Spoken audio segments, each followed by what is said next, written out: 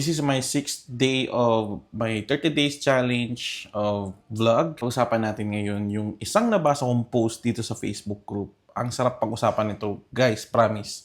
Sabi dyan, here's my take. Filipinos aren't built for strategic thinking. So, yung mga ibang lahi daw, mas poor than us. So, hindi ko na babanggitin yung country. But some of the biggest CEOs in the world are yung mga lahi na yan. Not only that, 20 to 25% of them here in the UAE are property owners. In the UK, it's 5%. One of the reasons why many Filipinos here end up as waiter, receptionist, barista, or admins, not even managerial position, is because of demand. Well, I disagree kasi marami akong kilala dito ng mga nasa managerial position. We don't have the same demand or network. Unlike yung ibang lahi, most of them are investors or company owners. Here, of course, who would they hire for managerial positions? Yung mga lahi daw nila, yung kapwa kalahi nila. So, you know why? Because we are not built for strategic environment. Mahiyain kasi tayo. Maingay tayo sa social media, pero hindi natin alam ang power dynamics. Ito din yung takeaway ko dyan sa post na yan. Well, totoo naman talaga na doon pa rin tayo sa colonial mindset. Paminsan ayaw natin nung tinatawag na accountability. Kasi bakit?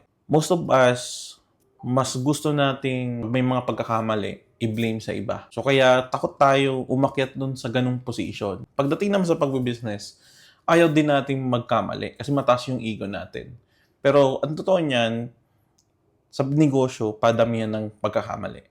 Kaya yung iba takot pumasok sa pagdinegosyo. Hindi din natin masisi yung mga lahi natin na tama nga naman sinabi niya doon sa post niya na some of us end up sa mga position like yung pagiging waiter. Well, wala namang mali doon sa mga position na yon. Some Filipinos, yung mga kababayan natin, end up sa mga ganong position like waiter, receptionist, baristas, admins. Again, I have nothing against with those job titles na yun. Kasi marangal naman talaga siyang trabaho. Isa sa mga tinatamaan ngayon sa ganitong sitwasyon is syempre yung mga empleyado. Kasi bakit? Once hindi kumikita ang isang negosyo, anong mangyayari? Syempre, ang mangyayari dyan, mag-cost cutting yung negosyo. So, syempre, magbabawas sila. Ang tendency, syempre, pag nawala ka ng work, so maghanap ng work, well, hindi pwedeng mangyari kasi, yun nga, because of the current situation. So, tayo bilang tao, we need to adapt sa current situation. Hindi ka pwedeng hindi kumita ulit. Kailangan mong mag-adapt sa sitwasyon. Kasi given na yung situation, given na rin na talagang mahina yung business. So, ikaw bilang tao, dapat meron tayong tinatawag na survival instinct. Kailangan natin mag-survive. Always think positive. I think sumobra na ako sa time. Let's appreciate kung ano man meron tayo ngayon. And hopefully, sana maging okay ng lahat.